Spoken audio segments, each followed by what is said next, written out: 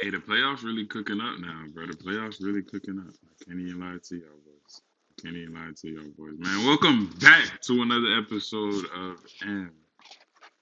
MKZ The Podcast, man. I'm here with the same gang, boy. How y'all? Come on, bro. I knew he was gonna do that dumb shit too. How y'all boys feeling today? P, how you feeling? I'm feeling all right. My ear hurts. I want to hear Key just sound perfectly positive and optimistic for one episode. I don't know if we heard that yet. My ear hurt, bruh. This shit burns. What, you got an ear infection, bro? I don't know. I was cleaning out my ear today, and my old girl done put the thing too far deep in my ear. Your old girl cleans out your ears for you? Nah, it's just she bought this machine on TikTok to clean ears or whatever, and like she was trying to see how to use it, and she tested it on me. You had to get Mama it. Read on TikTok? Gee. What you said? I said What you- Mama Read on TikTok? It's not Reed, but don't say that. It ain't Carney. But yeah, Damn, you putting your mama government out there like that? I'm saying. this nigga already tried to fuck it up.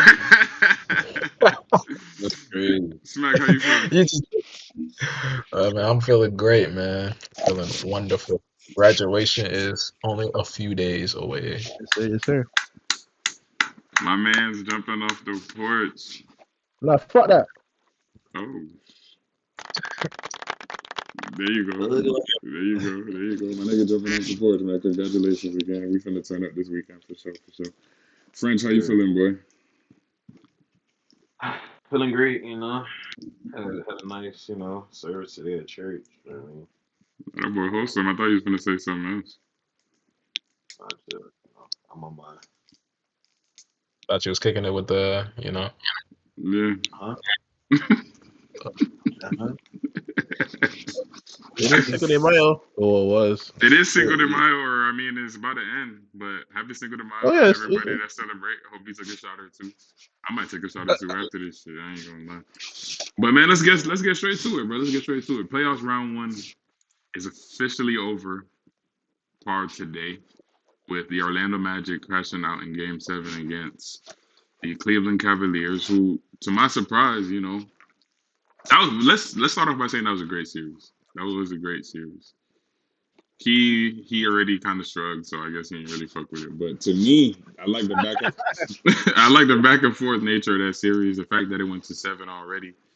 I mean, it might not have been the best teams per se in the series, but it went to 7 games, and that's all you could really ask for. It had a 50-piece in it. It had Paolo going crazy, kind of stamping his position in the league and things of that nature. So the league is looking pretty bright as far as the stars are concerned. The East is kind of weak compared to the West. We all know that, but it was a great series nonetheless. And McKinley, I'm sad to say, but it kind of hurts our chances of getting Spider in this offseason with the way that the Cleveland Cavaliers have actually made it past the first round. You sure? I'm not saying. I mean, I'm not gonna say I'm sure, but the fact that they made it past the first round, shit, it must mean something more than crashing out in the first round. I guess. You That think would have been. you think differently? Yeah, cause like that nigga Darius growing ass. Darius Garland is not ass, bro. Bro, did you see him play today? That man booty meat. I mean, I ain't see. It was a lackluster performance, but the boy still, What did he do? What was his stat line? I didn't get a chance to watch the game. Bro, bro. They when they were down like 18 points, that boy went on like a 115 run, bro. It was crazy. Only person that was scoring for was Mitchell, bro. And still, Mitchell had to drop like 40 something to win. What you said, Sean? he was in foul trouble. Like 1 for 15. Nah, you at the foul trouble, bro. You should have. Why watching the Heat pull up like they just do the inbound and Heat pull up for 3, miss. Man. It's every like 3 possessions he did that. Then another possession he tried to do some Dennis Schroeder speed to the paint, threw some shit up. Damn. It was like a defense. Like it was ugly, bro. It was ugly. Yeah, Mitchell probably mad as fuck at that team, bro. He had to drop like 50 every time. yeah. It is unfortunate. He did have that string in Game 6 in his 50-piece game. Didn't he score like the last 20, 22, or 25 points in the fourth? Yeah, he did. That's actually ridiculous. That's literally putting the team on your back. That's what my players. What that nigga? That's insane. That's insane. But I mean, and they made it to the next round. You know, they got a tough matchup coming up. But you know, the series was a good watch, as was the rest of the playoffs. So let's segue to French real quick. French, shit, pick a series and talk to me about it, bro. We want to, you know, touch base on all the first round series. So get us started.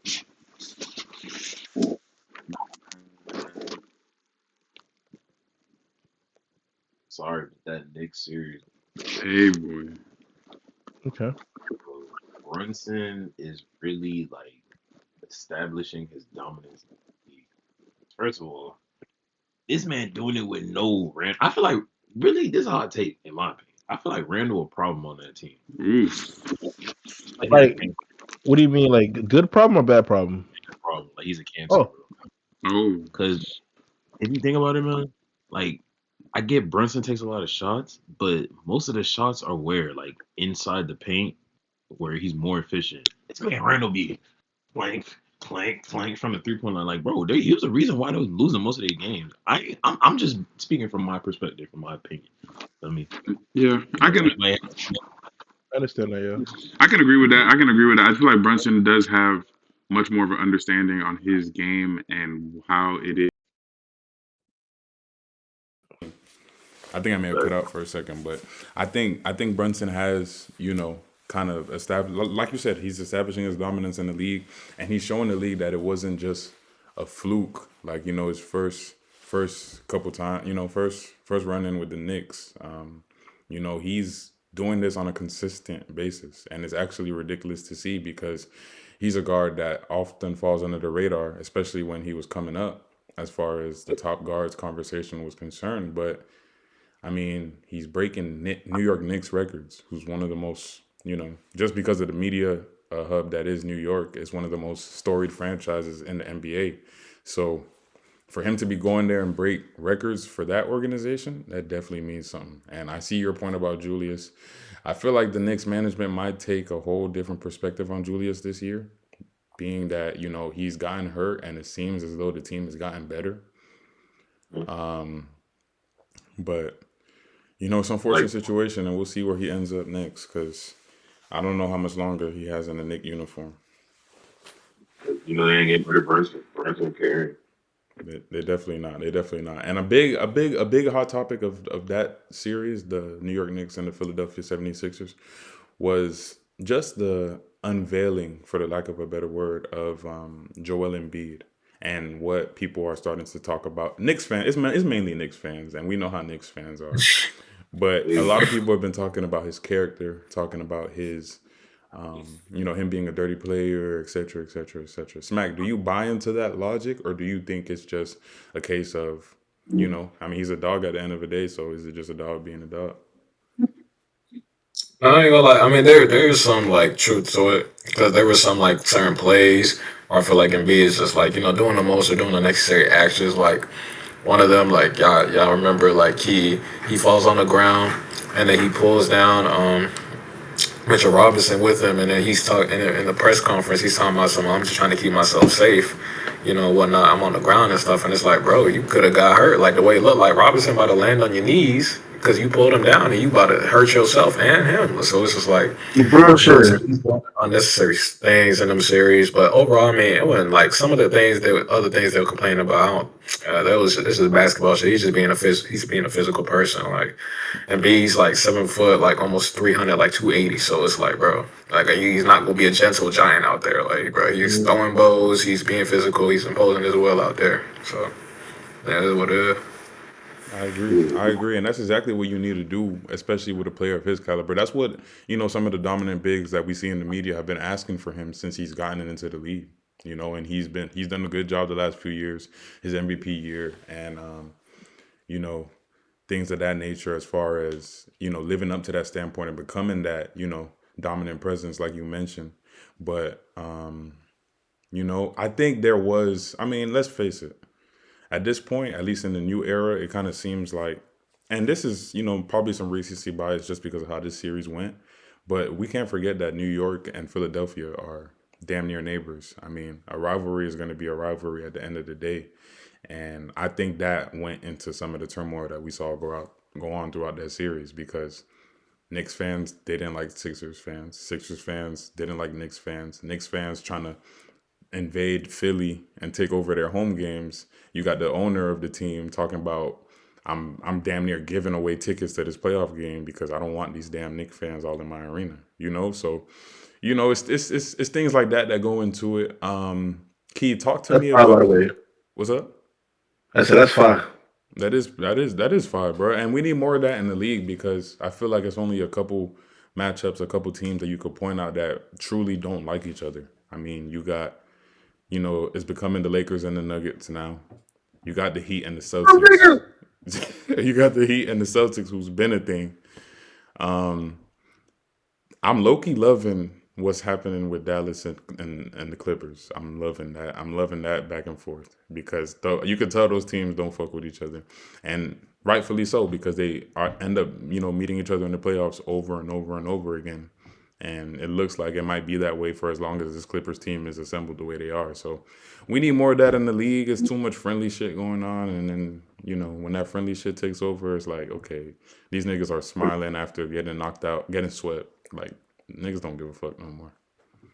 So that was a really good series. How y'all feel about Maxey and how you feel about his progression and his, climbing up the rankings as one of the top guards in the league? What y'all think? Folded. You say he folded? Miami folded. Miami did fold. And I love Tyler Hero, but I just don't know. The hero train might be over, bro.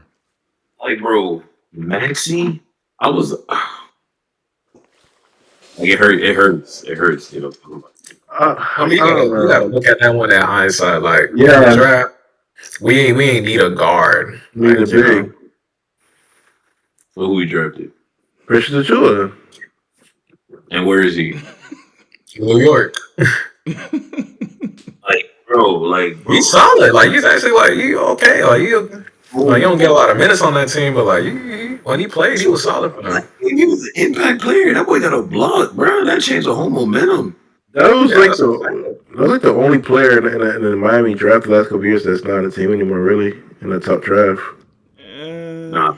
I mean, we've Tyler Hero, you have Bam, you have Jovic, you have Jaime, and he was the only one that's not anymore. And that's big.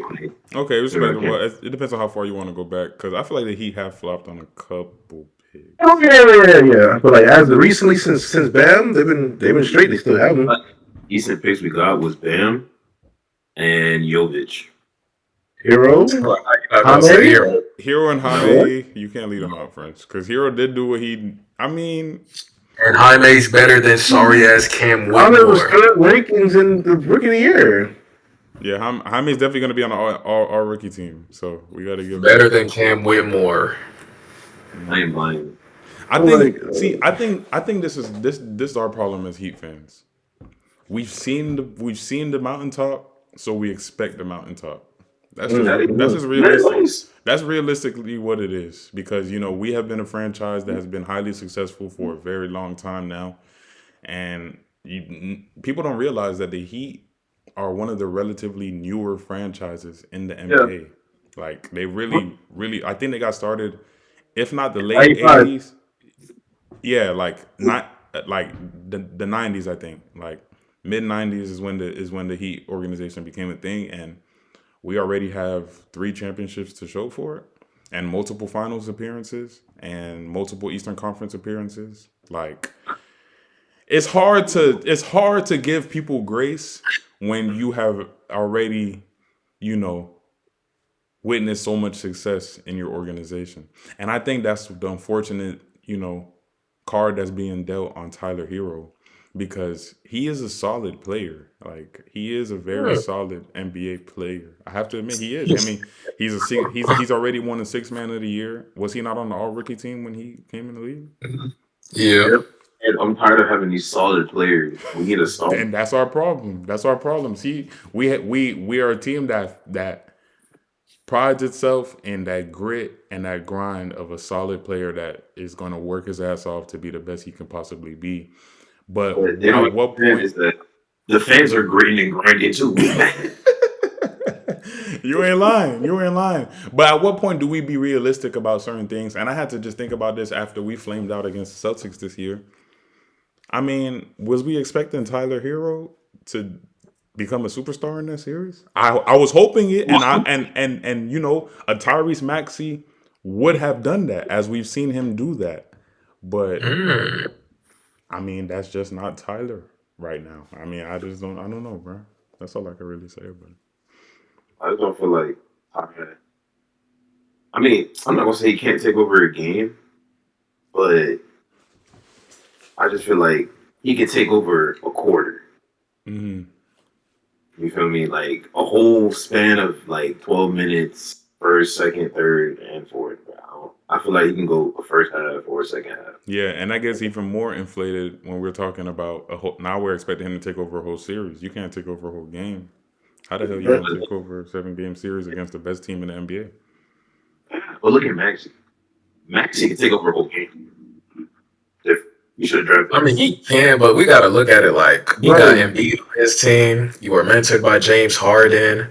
Like, you know, it's we He has gotta a lot more freedom too.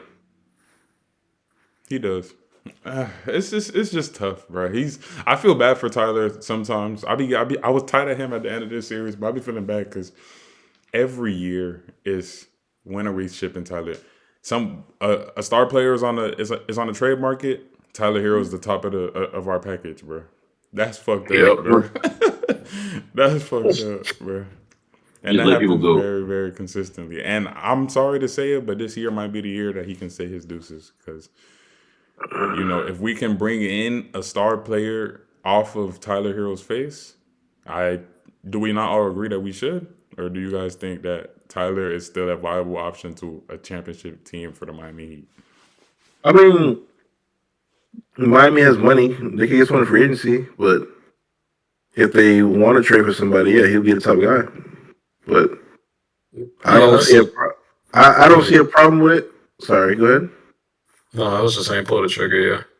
Yeah, I don't see a problem with it because like Tyler Hero was that guy that was like the young star that had potential.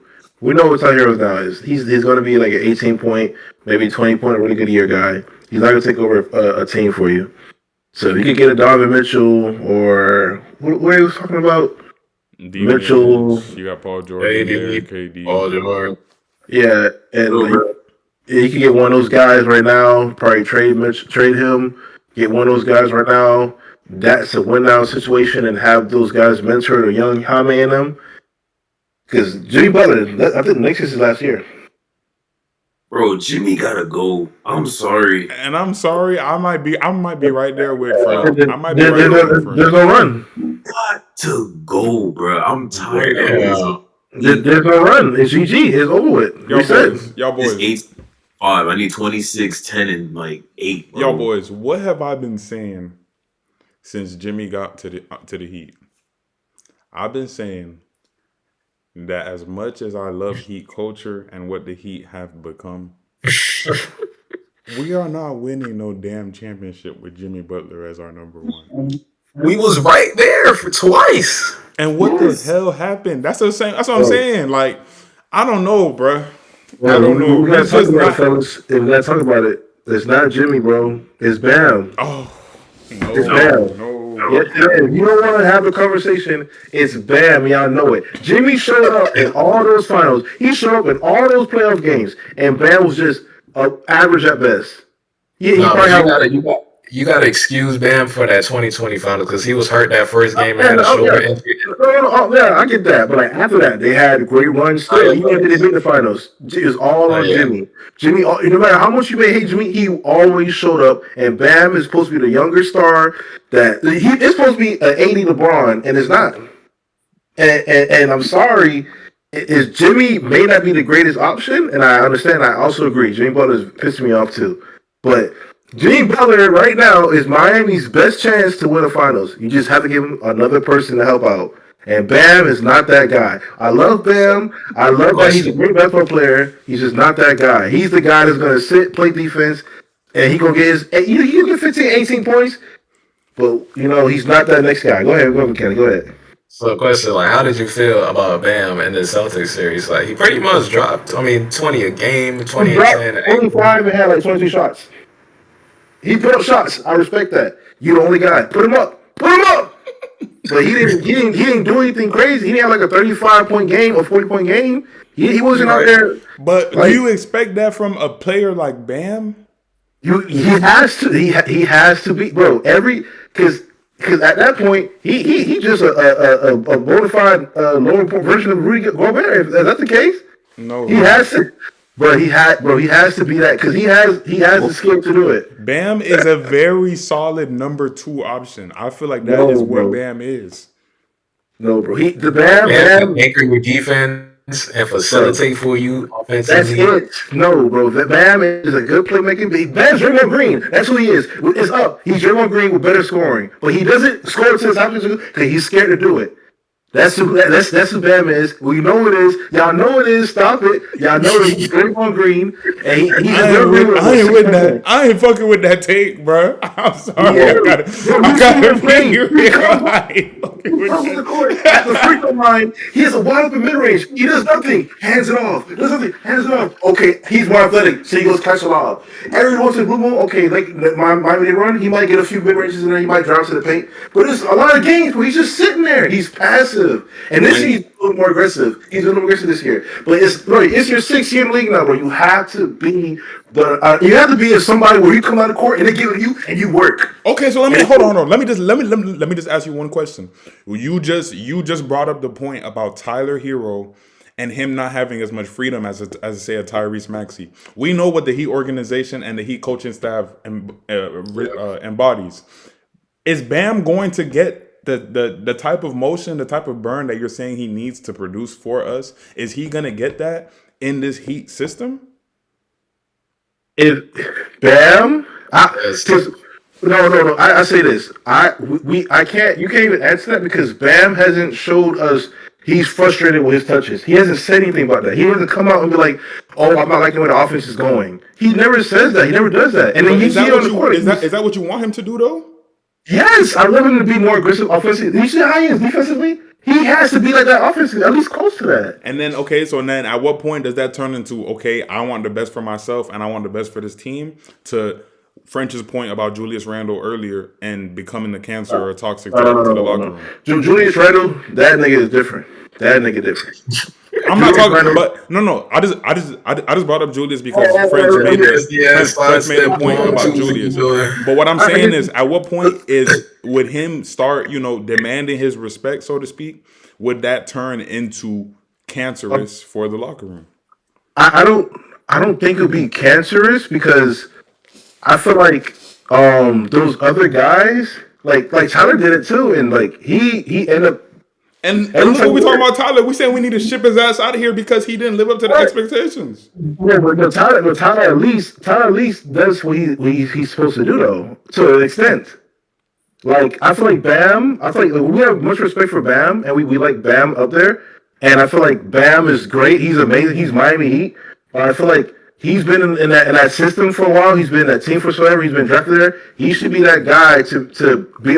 It should be okay for him to say, "I want to put up more shots. I want some motions for me." It shouldn't be a problem. And I don't think that they will have a problem with him saying that or being like that. I'm not saying him chuck shots, but I'm saying like him being more aggressive only because you want to be aggressive. That's your game. Instead of I feel like he does it because Miami needs it. And it's like, I feel like you have to just naturally come at in the game. Like a killer mindset. And I can understand he doesn't have that. That's what I'm saying. I'm not blaming him for it. I don't just think he's that guy. I just think that he could easily average 18 points. He could get all the blocks and something like that. But we need another score person. And Tyler Hero, as we all can see, he just hasn't been that guy as well to do that. And we talk shit about Gene Butler, but every time we need it the most, he shows up. Caleb Martin comes out of nowhere, and he's doing it. He's doing exactly what Miami needs, and they end up winning. And it's like, bro, we need an actual guy who could do this all the time, not a Caleb fucking Martin to show up 1 year and be like a Jordan for freaking 5 games. I don't disrespect Bam. I'm not disrespecting Bam. I'm not saying he's bad. I'm not saying Miami trade him, but I'm saying that Bam, it's come to the point where we need at least I don't know, maybe they get a really good role player that can score a lot. I don't know anybody in the league like that right now, But someone that can come in and like, okay, man, you can fit your spot, you can do your thing, but we have a guy next to him. If we don't win the finals, unless you really want to reset that shit, or Hame comes next year and starts going crazy in his second year, I don't know. But I don't think Bam is that guy that. So only them two can do it. I was gonna say that. I'm gonna say that only them two can do that. I don't think it's only them two anymore. I don't think it's a possibility. All right, look, hold on. Go ahead. Let me just add this. The thing is, I feel like the Heat need to move Bam to the 4, and we need to find the 5, bro. Thank you. And I've been preaching for this. And it doesn't even need to be a 5-man that's a superstar. It needs to be somebody so Bam can literally not have to play a position that the whole world knows is not his natural position. That I'm just being real about it. Because for example, because this is what I compare Bam to, and this is what I think he can be for us. And we all know how integral this player that I'm about to name was in our success of the past. He can be a Chris Bosh type player. I don't see what the issue is. And there's nothing wrong with that. But us expecting Bam to be a superstar for us, it's because of the cards that he was dealt and the fact that the way the team is built right now, he needs to. I hear your point about him needing to produce more if Miami's going to be able to win as currently constructed. But if you move him to the 3rd option on the team, I wouldn't be mad at that. If you change his position back to his natural position and get even a remotely solid big man at the 5 spot that can just do his simple job of grabbing damn rebounds and playing damn defense, and most importantly, allowing Bam to no longer have to match up against these 5 guys and try to work from that position, but now work from the short corner, work from the mid post, work from the occasional stretch that he gets every now and then. I think that's unlocking his game. And to that same point, sorry, real quick, to that same point, Jimmy and the first option is not going to do it for us here. It's simple as that. He needs to be the second option on the team. He needs to be clear in his role, especially with his injury history, especially with, let's face it, we love Jimmy. We love his attitude. We love what he brings to the Heat culture. But that shit get annoying, bro. When you're when you're missing games and you're first to talk about, I don't care about All-Star games. I only care about the playoffs. If I get inducted into the Hall of Fame, I'm not going, etc., etc., etc. Shit like that, bro. That's cool and all, but you gotta be able to hop on the court and produce to a level that meets that type of criteria, meets that type of being able to say and talk your shit the way you talk your shit. Case in point, I know AI only made it to the championship one year, but he had a tremendously worse team, and he was talking his shit and going on the court and backing it up that 0-1 season. MVP too, right? And yeah, exactly. His MVP season. Yes, they lost to the Lakers. The Lakers are one of the greatest teams of all time, so you can't even knock them out losing to that team. But at the end of the day, if you're gonna speak on that output, I'm not saying he doesn't, because when it's time for us to work, he does. But I feel like recently he hasn't lived up to the Jimmy Butler, the playoff Jimmy that we have grown to know and love from that began in that 2020 NBA Finals. I don't know. I want to say I agree with you guys with him being at the 4, but like I think he's the same part that Miami had before. Like you can't really find a 5 right now, and teams are being green. They're not trading to Miami, and like most good 5s are getting secured in their teams. So like same thing Miami did with Chris Bosh. They put him at the 5. I just think that, like you guys said, we just need another star to help out. I don't think him being at the 5 is a problem. I just think that you get another star with him. Those guys are scrappy. They're gonna go fight for boards and everything still, regardless. And Bam's a great rebounder. He's a better rebounder than Chris Bosh, in my opinion. I feel like he can still stay at a 5 spot. He can get a star. I also agree. I feel like that nigga be bullshit. G Butler, he could be a number 2 option. But I mean, I understand. I'm just thinking like it's respect, and I understand your point too. So I don't want to make it seem like I'm not. It's mutual. Yeah, it's very much a situational thing, and it's putting these guys in the best position, which the Heat usually do, but it doesn't seem like it's taking place. And to your Chris Bosh point, yes, he did play the 5, but I mean, guys like Shane Battier and Haslam were crucial to fill in that 4 role for us in that magical Heat run. Like, I know we had LeBron James and Dwayne Wade. Those are 2 of the greatest players to ever step foot on a basketball court. I understand that. But at the end of the day, those pieces around them, like you said, are shit. We just talked about it in the previous episode that's probably going to drop after this. But the role players are just as, if not more important than the star players when it comes to these winning a championship. It's as simple as that. It's as simple as that. And if we can't bring in a 4 or 5 man that can at least assist Bam from that standpoint, then we're not getting any further than we've already gotten. And that's already saying something because we made it to the fucking NBA finals. Right. So one last question. What?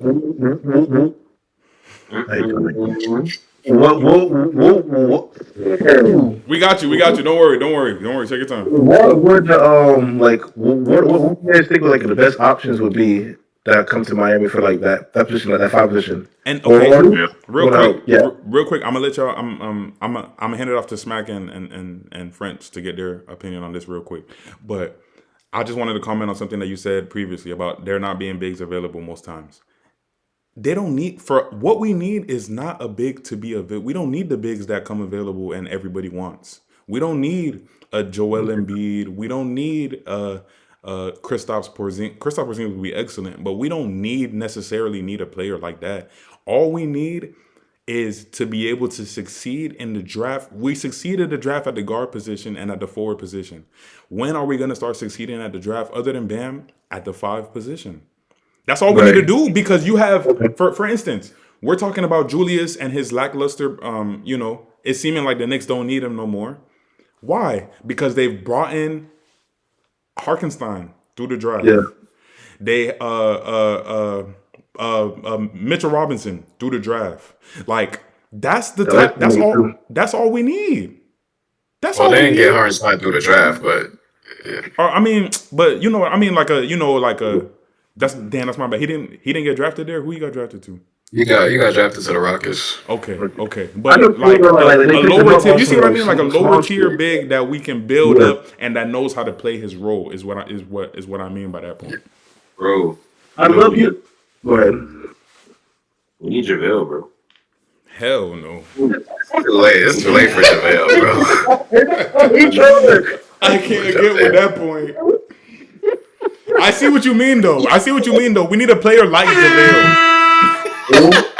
Or we need to call that boy Boogie and come to this. French, you're living in the past. I see what you mean. We need players like that, but bro, they're bastards. Bro, they're not gonna do it for us. Go ahead. I was gonna say, for Boogie, if we had that Warriors Boogie, if we could have picked him up, then I'd have been like, okay. And that JaVale after the championship win in 2020 with the Lakers, yeah, but like you can't not now with those guys. I feel like those are the best available guys right now. I love marketing going to them, but you still have Bam at the 5 though. Shit. But that's that solid 4 that I think I don't know, man. It's tough talking with the Heat, bro. We can talk. I ain't gonna lie. The game winning. I thought Thomas Bryant was gonna be that guy. Wait, hold on. Two people said something. Hold on, French, go ahead. I was gonna say, if Laurie were to come to Miami, bro, it would be so much easier for Bam. That's exactly what. Because if we really think about it, we're asking Bam to succeed at a role that he has nobody around him from a immediate position standpoint to alleviate the burdens of what he has to take in from all of these from the matchups and the rotations that defenses are going to throw at him. You have a Jokic, right? Jokic is exceptional. Jokic is the best player in the league. But at the end of the day, there is importance in a Michael Porter Jr. and a Aaron Gordon. Aaron Gordon specifically. There is an importance in an AG being there to stretch the floor for him, still crash the boards, and still, keep things a bit more open to the point that Jokic can still work the way he works. Now, Jokic is Jokic. Bam is not Jokic. I will never admit to that, especially on the offensive end. I think he's a better defender, but on the offensive end, he's not touching him. But at the end of the day, that space is what we need. So if we keep drafting these, I'm not going to say they're smaller guys, but they play smaller, just naturally, that's how they play. It's not going to work because we're asking Bam to be Hulk. We're asking Bam to be Shaq, and he's not that type of player. He's not even built like that physically nor mentally. That's just I don't know. I seen him to play both sides. Yeah, bro. Both sides at 10%. Like, bro, I ain't gonna lie. Like, we're all hoopers. You feel me? That shit hard. Yes. It's tough to play both sides. Like, you go down, you gotta guard KD. All right, cool. Now you gotta go down and score on the whole like roster. Like, bro, I ain't gonna lie, that takes a lot. You feel me? And like, that takes a toll on yourself, like mentally, physically. Like, yo, it's a lot. That's why, and that's probably why Bam don't want to shoot like that right now. Cause, bro, you gotta play both sides. He's tired. I get it. You feel me? Like, I can't let you excuse though, bro. I can't let you excuse though. But we don't. Hold on. But we don't ask a lot of players to play both sides the way we ask Bam to play both sides. We don't. You can say Ant. We talked about Ant yesterday. We said Ant is that two-way player that we haven't seen in the league in a very long time. But he doesn't have. He can take plays off on the defensive end because he has two giants right behind him to clean up. You got Jaden McDaniels. And he got Jaden McDaniels. He got guys to clean up the mess. The Heat don't have guys to clean up the mess. Bam has to be the janitor, bro. What about AD? He plays both sides. He has LeBron James with him. Okay, but look at the supporting cast. And in his championship year, he had a Dwight Howard with him, who people undervalue what Dwight did for that Lakers team. Right now, he's playing he's the defense. There's literally no one else on defense. You can say he's a shot blocker. He's like Gobert. Like, he's going to deter shots to the paint, but he's not going to swim. He's not like that. He does perimeter. He does perimeter. He gets you understand, Key. You know the Lakers be switching everything like the Heat. He switched everything. Every person should be able to guard a 1 through 5. That's what I'm saying. It's easier for them because AD is usually a switch on guy all the time for the best player on the Lakers every time. Like, it's not even a conversation. Like, if Van was on the court, which he wasn't even half this year, he guarded the best guy. He guarded Jamal Murray all those game winners. Even regularly run the game winners, he was guarding those off switches. He's a drop. That's what I'm saying. He's that guy every time. Even all off balls to guard like an Aaron Gordon, he guarded him. He always guards like the main focus guy, and then he goes back to guard Jokic, and he still goes and drop 30. I'm not saying he's AD. I understand that, but I'm not using that as an excuse. Like, I said, great bigs or good bigs back then were all two-way players. And I get he goes to perimeter, which is harder, but like he's built for that. At least he's not built like Shaq, but he's built to guard the perimeter. I understand, but y'all got bigger players than the Heat, honestly. Roy's ass, he's not great defensively, but he's hit by him every time. You could say who else? Terry Prince. Where Key? He gets hit by every time. Aaron Gordon broke by him every time. Aaron Gordon is bigger than Cam Reddish, Jackson Hayes. Cam Reddish, he only got them steals, but he wasn't Jackson Hayes. Give him up there. Give him up.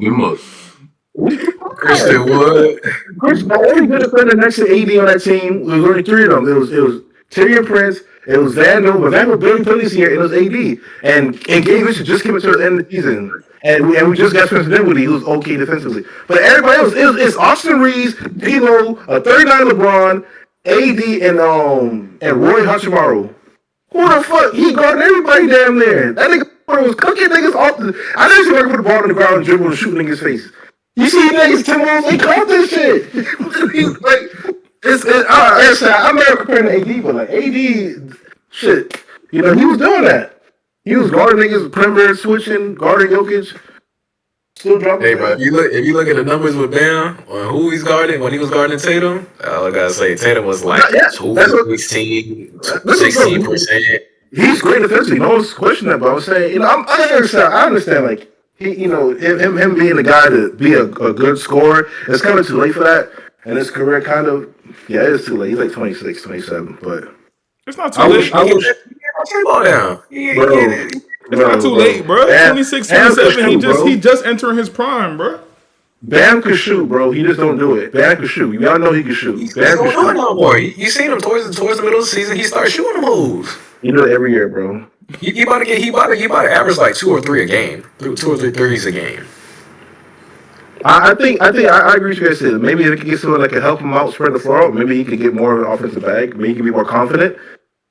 I don't know, but Man, this was a good discussion. We could sit here and talk about the Heat all day because Yeah. that's our team. Yes. But we do have other series to document. We touched base on the Knicks and the Sixers. Great series, but New York ended up pulling it through, and New York is looking to make that run that their fans have been looking for them to make since World Be Free was on the team. So Oh shit. hopefully they can make some noise. Let's touch base on this series, bro. Like we mentioned earlier, it's that time. The Mavericks and the Clippers. Okay. Time to blow that bitch up, man. Talk to us, Smack. What you thinking? Why do you say what you just said? Oh man, it's if we look at the history, 2020, they made it to. That was 2021. In 2020 they lost to the Clippers. Lost to the Mavs. My fault. And then they made it to the Western Conference Finals 2021, but lost to the Suns. I think they were in the play-in. They missed it. I think 2022, and then 2023 lost in the first round, and then this year they done lost again. So it's just like, and the common denominator is either PG's out, Kawhi torn ACL, Kawhi injured this, or PG's out. Like it's done with. Like, what more can you do? It's like the same common question we had for them for years is health. Can these two guys stay healthy and the rest of the team, so we can see them in action? And someone is either PG or Kawhi. Someone's out, and then the rest is like history. You added James Harden and Russell Westbrook to kind of like add more, or I guess playmaking and stuff. But like, I would have said scoring, but like James Harden just been selling on the scoring in most games. But and then Westbrook, we know that it'd be rough, man. But it's about that time, man. You got to trade one of them, and then really, I'm seeing things like I'm seeing some people saying Kawhi just need to hang it up and retire at this point because his body he just can't do it, man. Old ass niggas. As you can see, that's a Lakers fan right there. Oh, he put up the eliminated graphic. Hold on, let me show that for the people. Nah, shit. He done threw up the eliminated graphic. Old ass niggas. That's real hater energy right here from Key. Y'all know how he rock. He don't fuck with them niggas. But man, listen, bro. It's unfortunate, man. It's unfortunate, bro. It's one of those teams that you have seen. It's like the main team that you can point at, like we did with the Suns. It's just the coming of a new generation, and these guys have passed it. I'm not saying they're not still great players, but like McKinley said, it's always an injury concern. It's always a lackluster performance. It's always he say, she say. It's a he didn't do this. I should have done this. Ty Lue didn't do this. Coaching didn't do. At this point, bro, it's just too much. It's too much of a burden. It's too much to finger pointing going on. It's too much of the world trying to figure out what's wrong with the Clippers. Why could the Clippers never amount to what they were supposed to amount to? It's over with, bro. And it pains me to say that because if you've been watching the podcast for a while, you know that I've been praising Russell Westbrook and hope he can get a ring one day, but he ain't gonna do it with the Clippers, bro. And Miami.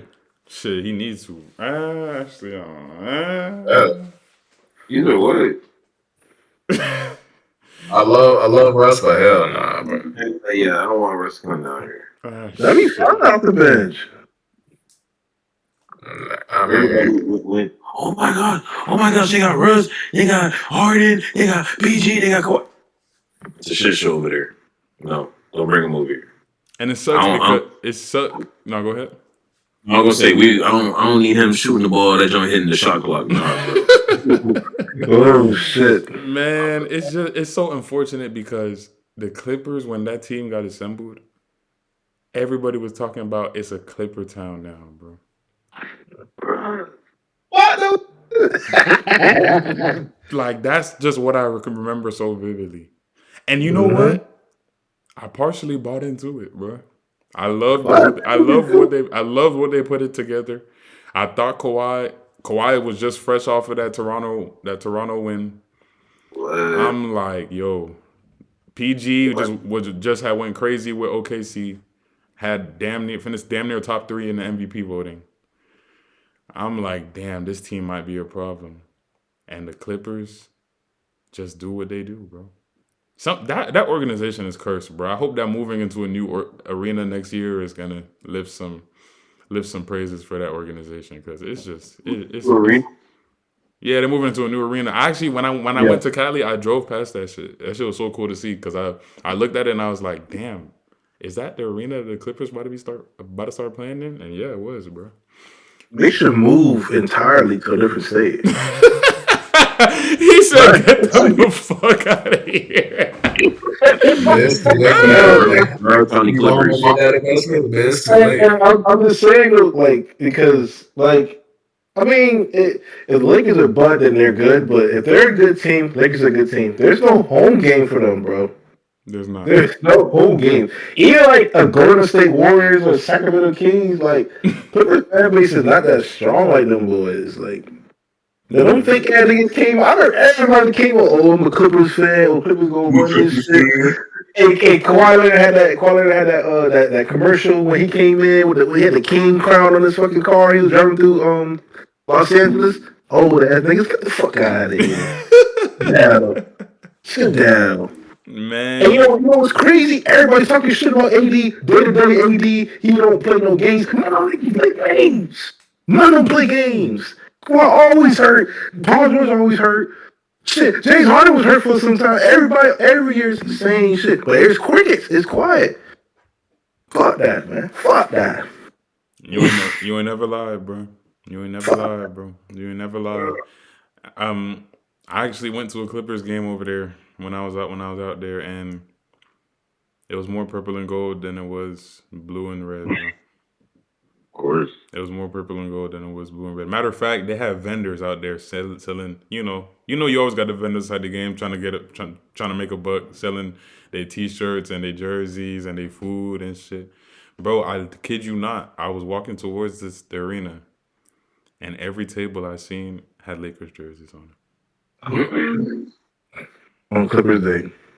At a Clippers game that the Lakers were not involved in at all. It was the Clippers versus the Kings. They weren't even involved. Them boys got bronze jerseys on. Bro, that's how it is, bro. It's a Laker town, bro. Like, you really see that shit if you go firsthand. It is, bro. And it's just so unfortunate. And then what makes it even worse is the Lakers are such a storied franchise. They've been around for so long that they have statues of their players outside of the arena. I got a chance to see with my own 2 eyes that brand new Kobe Bryant statue. It looks a lot better than it looks on, Bleacher Report and shit. So credit to them for cleaning it up. But, like, damn, bro. How can you as a Clippers fan go to your team's stadium and they have 3 Lakers statues outside of the arena? 3 of them.